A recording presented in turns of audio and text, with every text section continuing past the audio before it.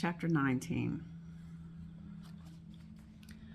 I had 4 children, 2 and 2, the image I had always had in my mind. Paul and I used to talk about having 4 kids, 2 and then wait a few years and then another 2. Now I had them, just not with him. It wasn't how I expected it, but it felt complete. 4, a good number. The trauma what happened after Sage's birth still lingered though.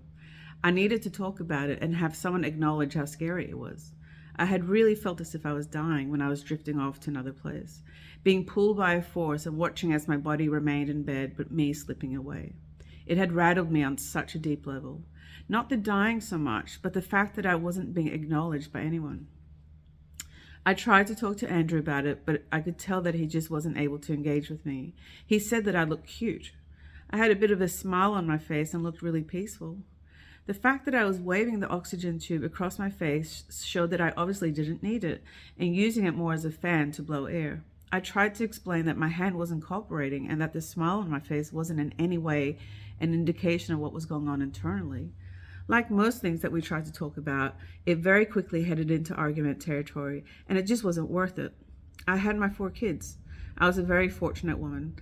I needed to focus on that. Lots of births are traumatic. It was obvious that I just needed to move on, or at least that was the message I was receiving. When Sage was only a few months old, I had a friend contact me and ask me if she was able to come over and talk to me about something.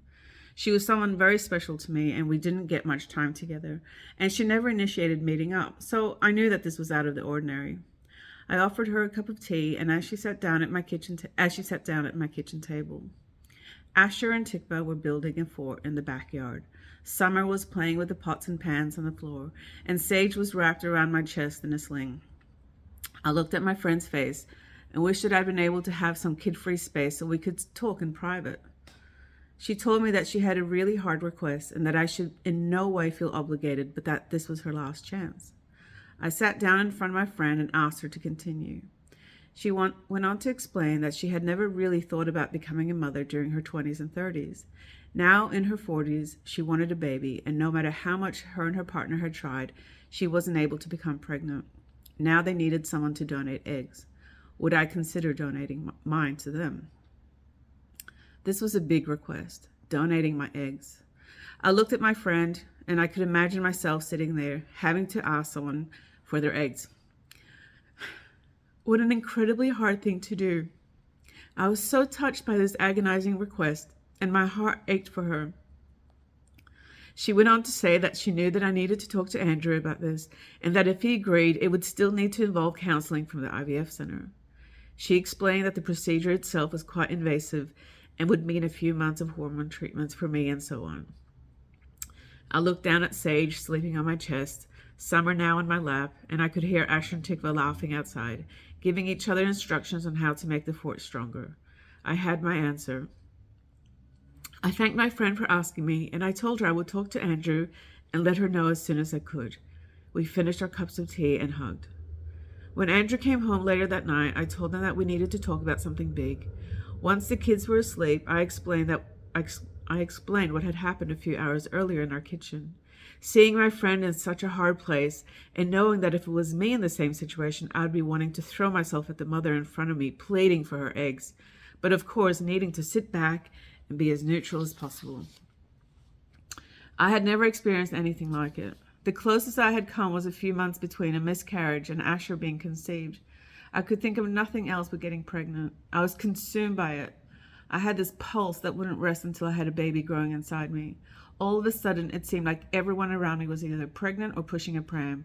Nothing else would satisfy me until I could call myself a mother. That craving had only lasted a few months, and then I was pregnant again, and 9 months later, I had my baby in my arms.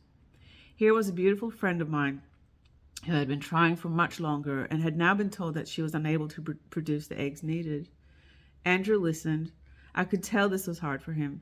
As expected, he had lots of questions. I knew I had to let this take as long as it needed to, and that I wouldn't be able to rush him. This was incredibly complex for him. He was clearly emotionally attached to my eggs and said that it would be like us giving away one of our children. How would I be able to see this child of mine being raised by someone else? Wouldn't I feel guilty if something happened to the child? What if our friends split up and this kid no longer had 2 parents? How would I feel then? He reminded me that this baby would be just as related to him as Asher and Tikva. It would have a different dad but the same mother. He loved Asher and Tikva so much and couldn't imagine not being part of their life. And now I was suggesting to give a baby away? How would I feel if someone asked for his sperm? Would I feel comfortable about him donating that to his friends? They were good questions and they needed to be asked. We talked for hours that night and the following 3 weeks. I kept coming back to the same answer, though. My friend has just as much of a right to become his mother as I did. I was just very fortunate that I didn't have any problems conceiving. Of course I had to donate my eggs. Yes, we could talk about all the what-ifs, but who was I to judge who was deemed a worthy parent? I reminded Andrew that we can't control what happens to them as a couple in the future. Here I was, a divorced woman with 4 kids to 2 different dads. If anyone couldn't judge, it was me. Andrew seemed to struggle so much about my friends not really being in a traditional couple and somehow not meeting his standards. It felt so hypocritical to me. Surely we couldn't play God like that. We had been asked, and the only right thing was to do what we could help. We had been asked, and the only right thing was to do what we could to help someone else share in the joy of becoming parents. I was surprised at how long it took Andrew to decide. He loved being a dad more than anything else. He spent any time he could with his kids and never saw them as a hindrance or interference. He wanted to be part of every dimension of parenthood. He never made it out that caring for a child was a mother's role. He was totally and utterly consumed with being a parent, and yet he was struggling so much to have me donate my eggs to someone else. Thankfully, we were able to continue the discussion without it ever getting too heated, and it really felt good when we finally had our joint decision. Andrew had taken the scenic route to get where I had been from the very first moment I was asked. We had very different ways of arriving at our answer, but after 3 weeks, it really was both of us who wanted to give this couple a chance of becoming parents. My friend was right. The IVF process was quite involved. We needed to have counseling sessions as a couple, as well as the 4 of us. It wasn't just the obvious questions being asked, like the clinic wanting to make sure that me and Andrew didn't feel like we had any say over what happened to the baby once it was born. It was more complex than that. How did we feel about the embryos? What if not all of the embryos were needed? Would we be okay with them being discarded? What about them being donated for research? These questions were much harder for me than the decision to help my friend have a baby. No matter how much my beliefs and values had changed over the years, I still couldn't get past the reality that life begins at conception. No matter what size or shape, once that life has begun, I could not in any way see myself choosing to end it, inside or outside of a body. When I was in the army, every female soldier was offered 3 free abortions. I had lots of friends who had abortions. I could understand where they were coming from and why for them they felt as if it was the only solution, and I would support them in their decision. I just knew for me that I couldn't do it. When I became pregnant the first time, a couple of months before I got married to Paul, the doctor had asked me if I wanted to have an abortion. She knew that Paul worked at a Christian radio station and that I was studying at a Christian college and that I was the president of the student council. It would not have been a good time to become pregnant. An abortion would have been justified in many ways. I walked out of the doctor's office hoping the child growing inside me hadn't heard the doctor. There was no way I would end this pregnancy. As it turned out, 2 weeks later I miscarried. No one needed to know what had happened. In many ways, I was very, very lucky. And here I was, less than 10 years later, telling a fertility counselor that once the eggs left my body, I would completely surrender them. They were no longer mine. My friends could choose for themselves how they wanted to proceed. I really meant it. I was giving eggs. Embryo, baby, and child were totally out of my domain. The counselor eventually deemed us ready for the procedure. First, we needed blood tests, though. Even Andrew needed blood tests. Once that was done, we were told that the IVF treatment could begin. I would be given drugs that pretty much made my body go into menopause. The medication would make me tired and grumpy, or in my case, more tired and more grumpy. I wasn't quite sure how I would go with 4 kids at home and feeling even more exhausted than usual.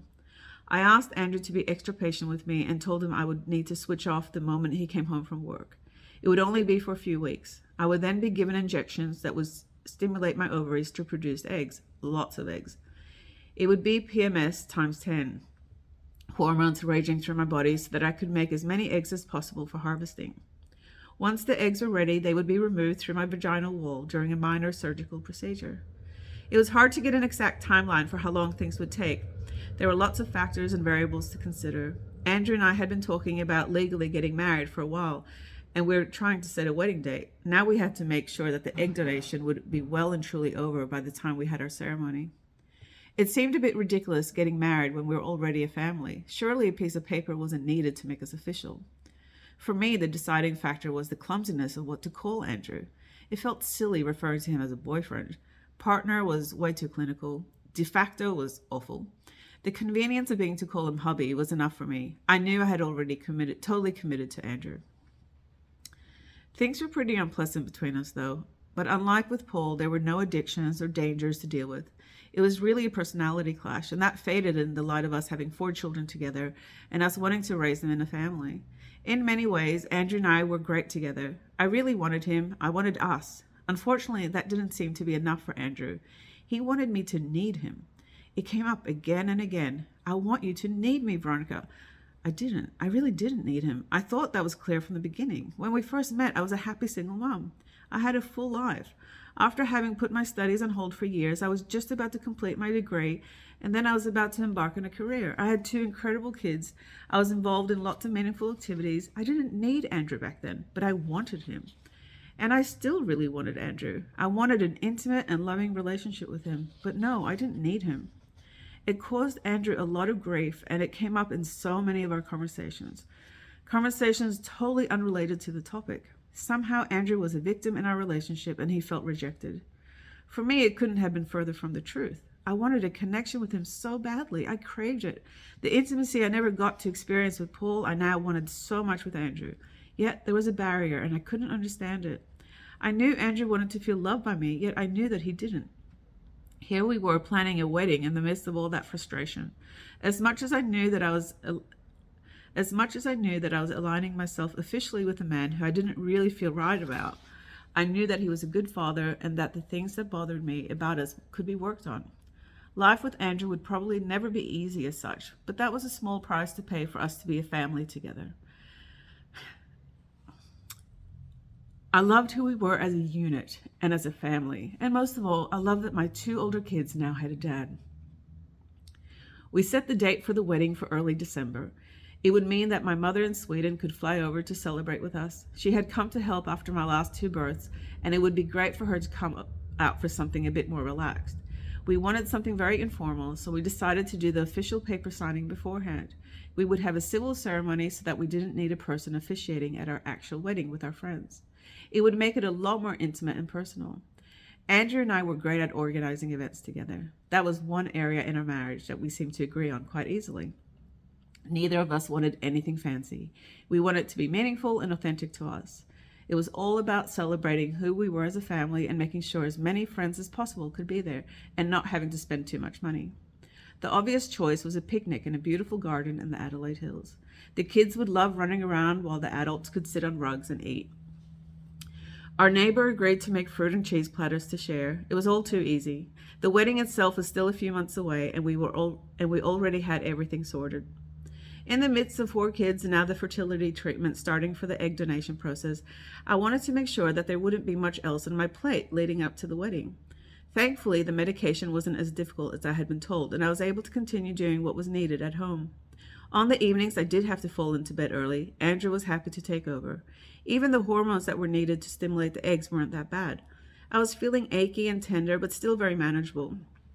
It was bizarre to think that, unlike a regular cycle where I would normally produce 1 egg, my body was now busy making 10 times as many, if not more.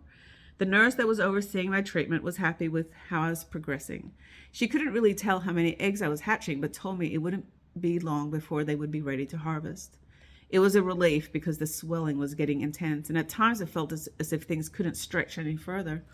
I was looking forward to having the procedure done with. I was waiting to hear from the nurse about my blood test results when I got an email from my brother Raphael.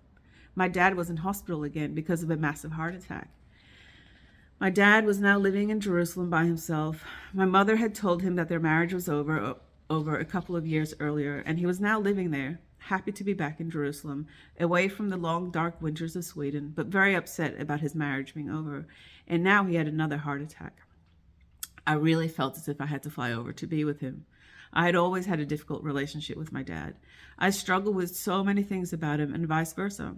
Me, living in sin with Andrew, was now having two bastard children that hadn't helped things in the slightest. I didn't want my dad to die with so many things undealt with between us. I told Andrew that I needed to fly home to Jerusalem. He understood. With his own mother having passed not long before, he knew how important it was to be there. Thankfully, Andrew was more than capable of looking after the kids. We had 4 kids, with 2 of them under 2, and Sage only 9 months old. And Andrew didn't for a moment say that it was too much for him to be left with. I had friends who couldn't leave for a weekend without needing to make meals for the husband to reheat for the children. I felt very grateful to be partnered with a man who was so capable in the home. The only concerns were that I still had eggs growing inside me to donate, as well as a civil ceremony arranged for my marriage. I called up the registry office and they were able to change the date to only a few days later. The ceremony would be rebooked for mid-morning. I had my final internal ultrasound that same morning. The doctor saying the eggs were ready to harvest a couple of days later. I practically jumped off the table, yelling that I had to get to my wedding on time. The nurse trying her hardest not to look shocked. I ran out of the building and drove off to get married with lubricant still between my legs. When I arrived at the registry office, Andrew and the kids were already there waiting for me. The ceremony was more formal than I had expected, but over very quickly. We decided to have an early lunch in Chinatown to celebrate. It was a beautiful October day, a perfect day for being told that I had lots of eggs to donate and to get legally married. Andrew and I spent that night sleeping in the back of our car on a property in the Adelaide Hills. It was an impromptu wedding night. It wasn't the most comfortable experience, with me feeling as if I was about to burst from all the eggs inside me, but it was a luxury to have a night away with my new husband. The next day, I went into the clinic for the surgery. It was a very straightforward procedure, and after only a couple of hours, I was able to go home. Over 30 eggs had been harvested. No wonder I felt like I was going to burst. Only a few days later, I waved goodbye to my family and flew off to be with my dad in Jerusalem. So much had been happening recently that I needed to just sit and process it all. I would have a few hours in Hong Kong, and I was exhausted. I decided to pay a bit extra so that I could use the airport lounge. My body was still achy from all the medical procedures involving the egg donation, and I needed to get some sleep. The lounge was fantastic. Not only did I get to sleep and have a shower, I was also able to use their computers while waiting for my flight. My friend had been telling me for a while about this thing called Facebook. It sounded similar to MySpace, something which I hadn't really been able to get my head around. She kept insisting that I would love Facebook and that it would be a great way for me to stay in touch with my friends around the world. I wasn't so sure. I hadn't had a chance to check it out with so many things going on, but now with a few hours left before my flight and with no kids that needed to be fed or have their nappy changed, I figured I might as well try and set up an account. It couldn't hurt. I probably wouldn't use it much, but at least my friend would stop bugging me about it. I was flying to Tel Aviv with El Al. I was wondering if everyone would start clapping when we landed, and sure enough, they did. Every time I had landed in Israel since we first arrived in 1985, the plane had erupted with applause. Back then, as we stepped off the plane onto the tarmac, people had knelt down on the ground and kissed the burning hot asphalt. So happy to be in the Holy Land. This time, there was no need to walk on the tarmac with the airport all renovated. I looked around in awe. It was such an incredibly beautiful airport. My brother Raphael had only flown out a few hours earlier. I was sad to miss him since we hadn't seen each other since a weekend together in Springfield 7 years earlier. My younger brother Ezra was there to collect me though, and it felt so good to be back with him again. I knew he was going through a hard time since he and his girlfriend Lydia had split up. We didn't stay in touch much, but I knew through my mother that Ezra was struggling. He had finished his time with the U.S. Air Force and was now living back in Jerusalem. Thankfully, he was there so that someone could be close to our dad. Ezra drove me straight to the hospital where Dad had just woken up from the heart surgery. He looked weak but was very happy to see me by his bed.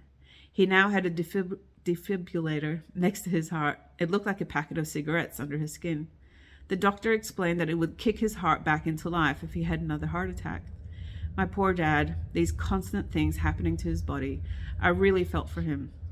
There wasn't much I could do for my dad, but being there meant that I could help out with making vegan meals for him, and more than anything, just support Ezra, who seemed to be struggling with the burden of looking after our dad. One major concern was trying to find a place for Dad to live. He had very little money and really needed somewhere that had space for cooking since his diet was so rigid. Ezra and I went to look at places for him to move into. There was a tiny place in the old city that would be great, but it was too expensive. Another had a guest house, but no cooking facilities. Finally, we found a room in a monastery. We had been calling our dad a hermit for years, and to have him live in a monastery overlooking the old city was the perfect fit. It also meant he wouldn't be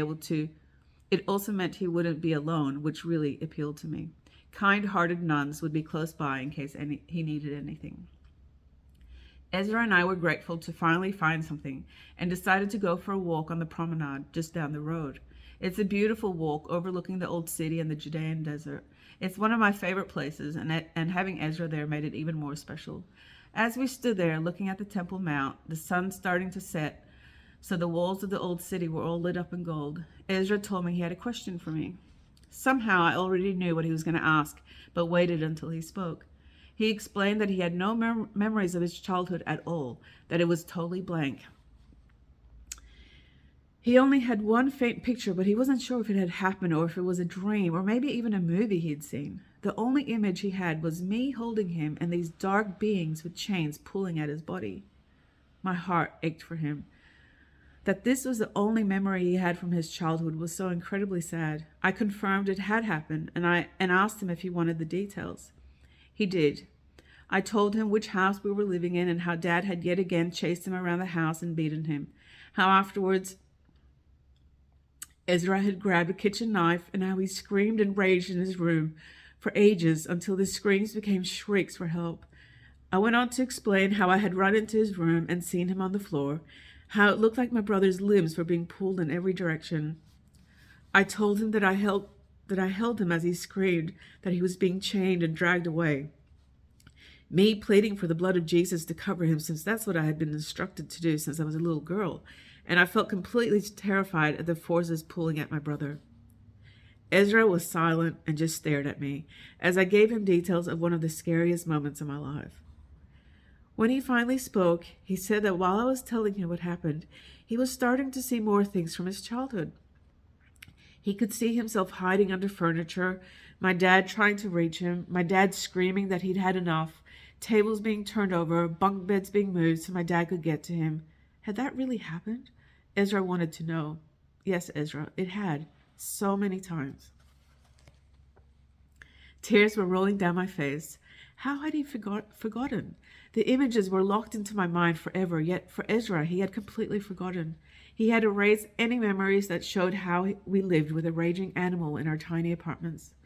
Now it was starting to come back. I told Ezra that I had tried to protect him and had pleaded with my dad to stop. Other times I would hold Ezra after the bashings had stopped, wishing my dad had hit me instead of my little brother.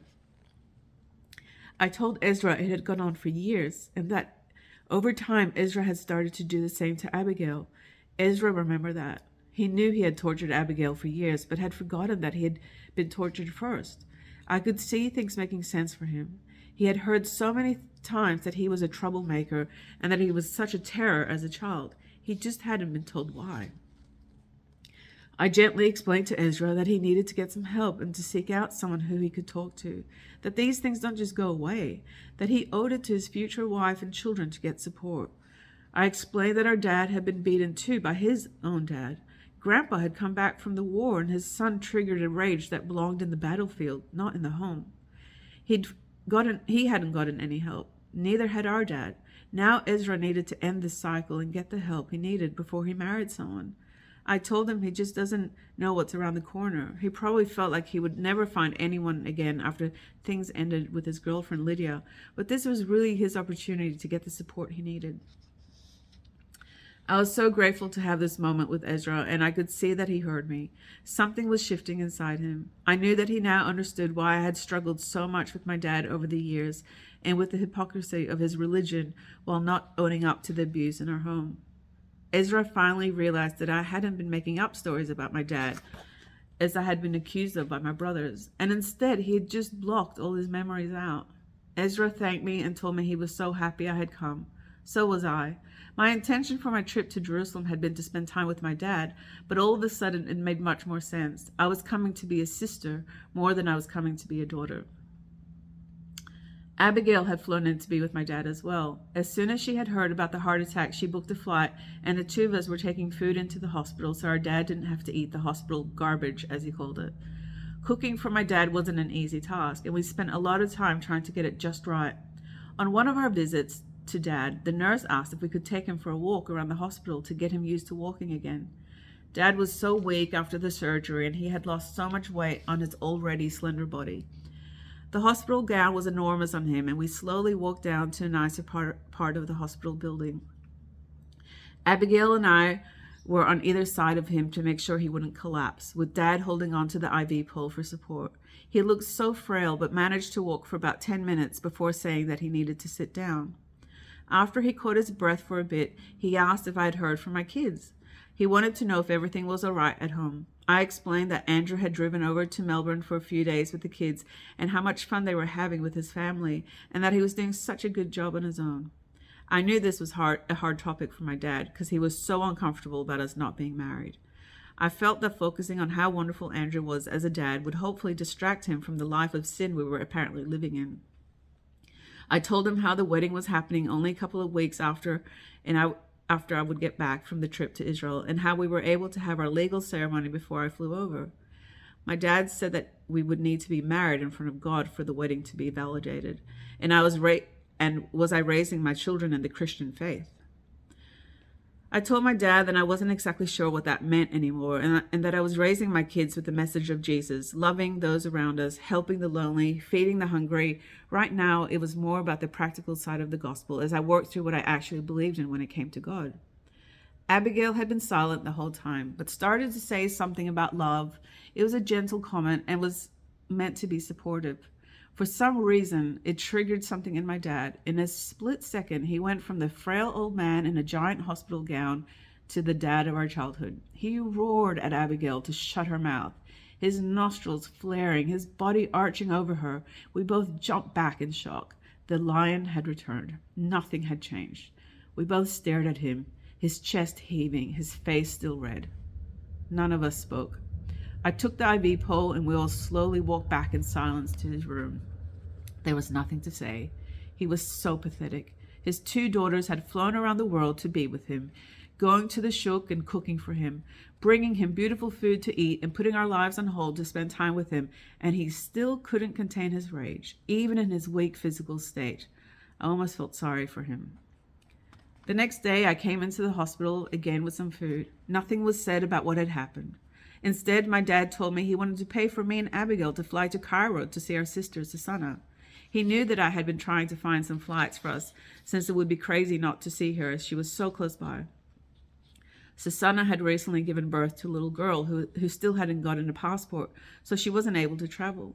There was no plane tickets left in economy, and of course first class was out of the question. Now my dad was telling me that he wanted to pay for us to fly to Cairo. I tried to remind my dad that he didn't have much money and he needed all of it to use for his upcoming rent. He insisted. He wanted me and Abigail to see Susanna. It was important for him that his 3 daughters got to see each other.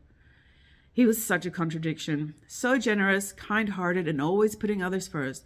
Yet he had just raged at us like an animal less than 24 hours earlier. I went back to Liz's house where we were staying and told Abigail that we were flying to Cairo. Dad was paying. We would have 3 days with our older sister and her family. A couple of days later, we were at the airport checking in at the first class desk. We had to laugh that our one time to fly first class, it would only be an hour flight. What a waste. As we stretched out in our seats, 2 men sat across from us. They introduced themselves and said that they had been told that 2 Swedish sisters were joining them. They were brothers. One of them worked at the Israeli embassy in Cairo. It was just the 4 of us flying first class. The guy working in the embassy gave us his number and said if we had any issues, we could contact him. Traveling with a beautiful sister had its perks. We were thrilled to be reunited with Susanna. It was so rare for us to spend any time together. Last time the 3 of us had been in the same place was in Virginia Beach after Sam's wedding. That was at the beginning of 1999. It was now the end of 2009. 10 years. We had 3 days to catch up on 10 years apart. 3 days to be aunties to our 5-year-old nephew and 3-month-old niece. We would have to soak up every moment, make the most of it, and take lots of photos and create memories that would last us till the next time. Susanna is an incredible cook and had made us a Lebanese cinnamon chicken dish for our arrival. As much as the food was delicious, it was hard to ignore the mood in the apartment. Yusuf was obviously trying to be hospitable with us there, but he was yelling at his son for even the tiniest thing. Whilst the son I went to bring the dessert out, I could hear Yusuf yelling at her in the kitchen. Abigail tried to distract our nephew as his dad roared, and I sang a little song for my baby niece in my arms.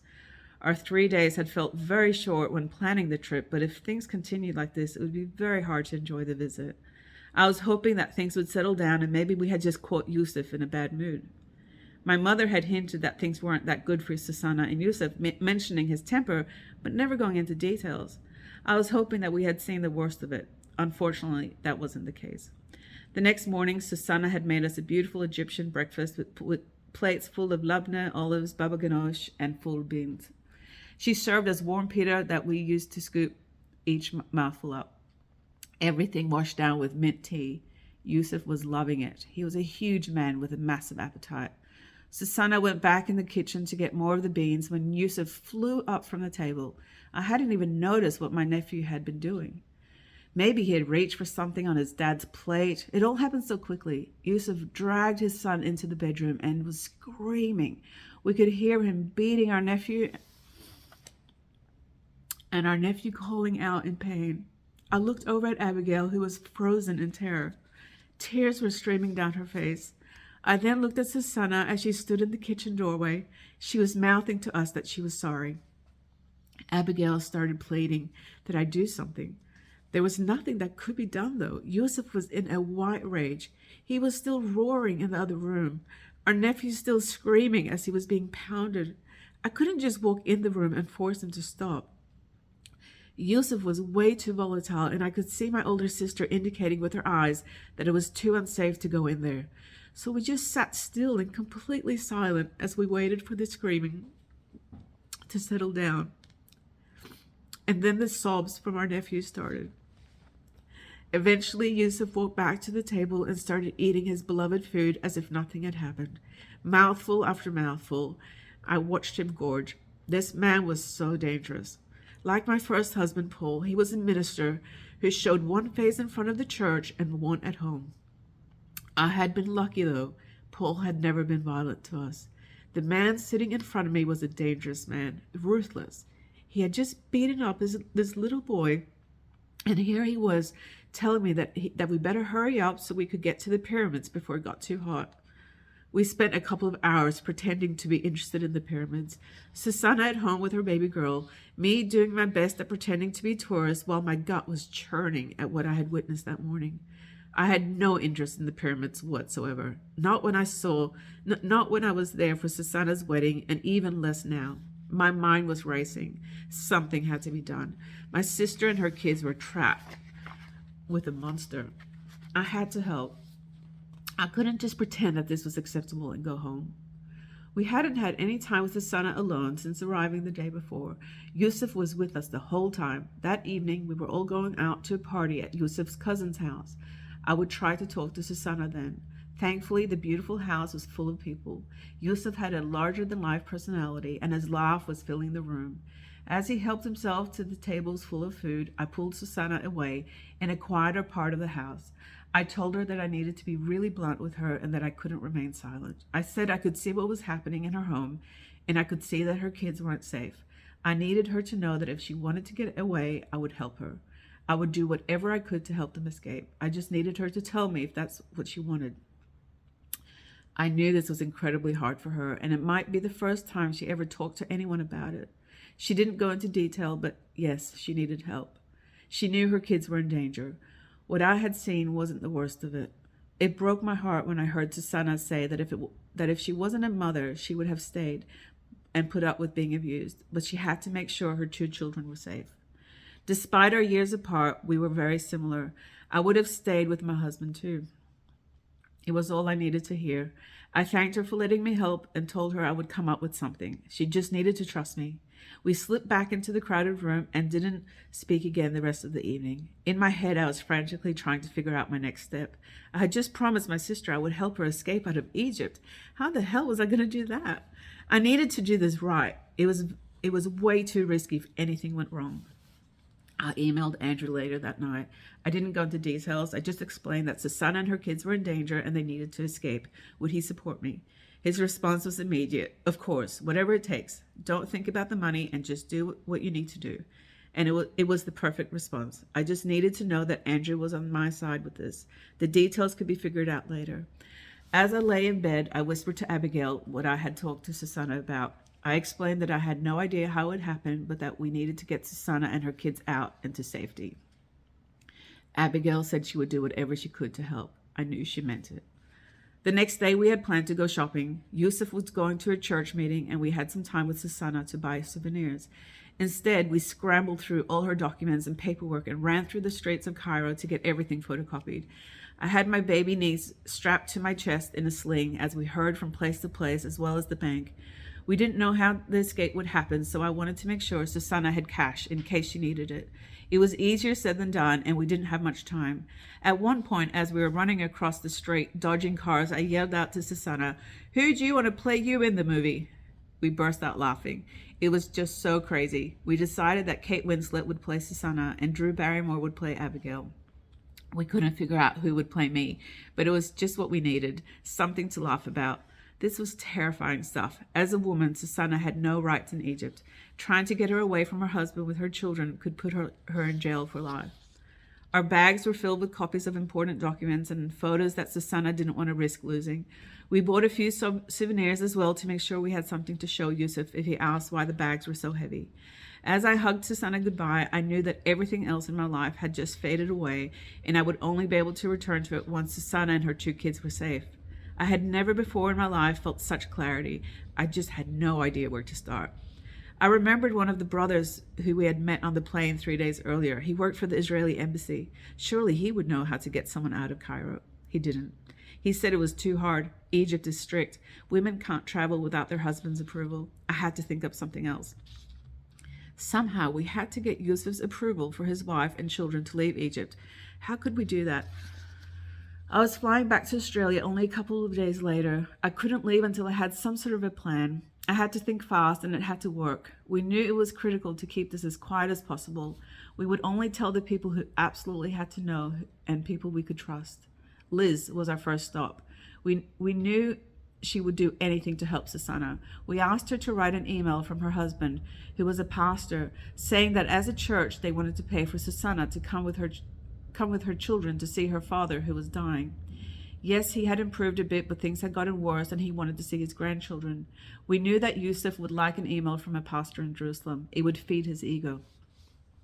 Yusuf agreed to Susanna traveling to Jerusalem for 10 days. What he didn't know was that they would only stay for 3. They would then fly to Sweden. Susanna wasn't given any of these details at all. She just knew that when she was coming to Jerusalem, and that the rest would be organized for her. The less she knew, the better. It was too easy for her to say something if the stress got to her. I was worried about her traveling alone from Cairo. It's not easy to travel with a 5-year-old and a baby at the best of times.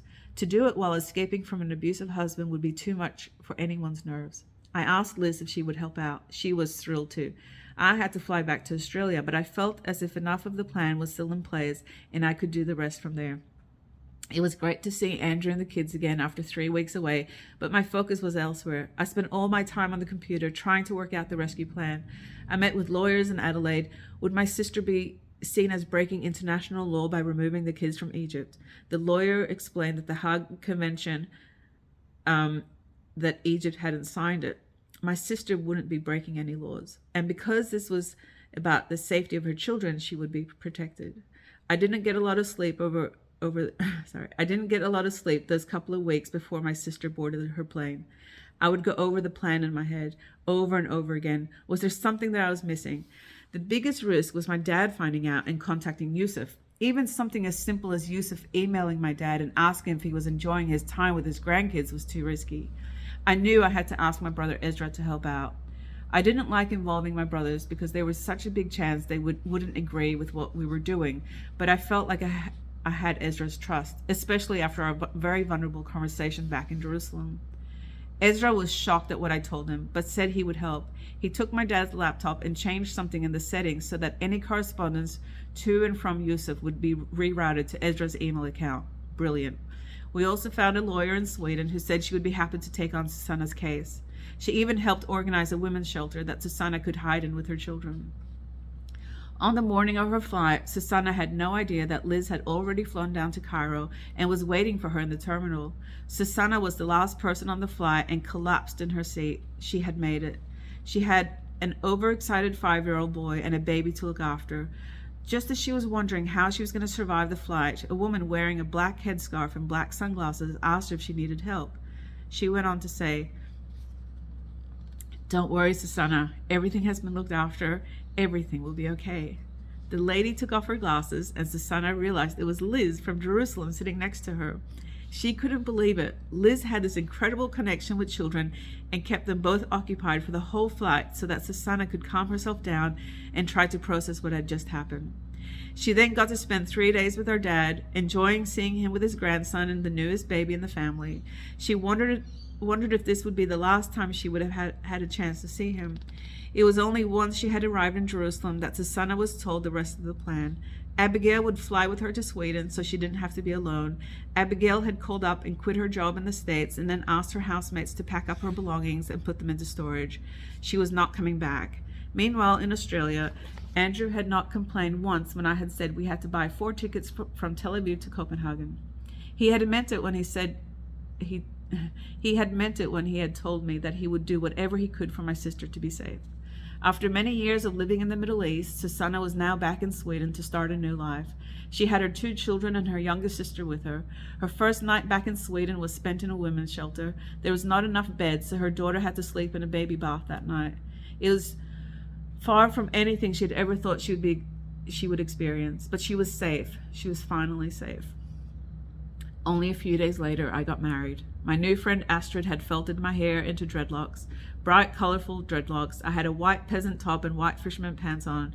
Last minute, I crocheted a little white skirt to go over my pants.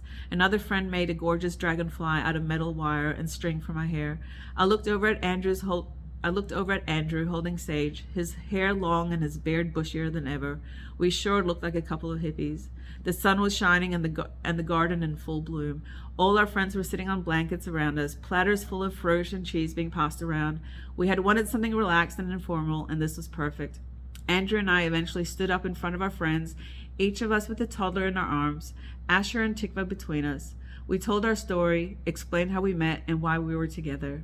We wanted this to be as genuine as possible. So instead of gushing about what we loved about each other, we had decided that we would say what we didn't like about each other and explain that we still wanted to be together despite that.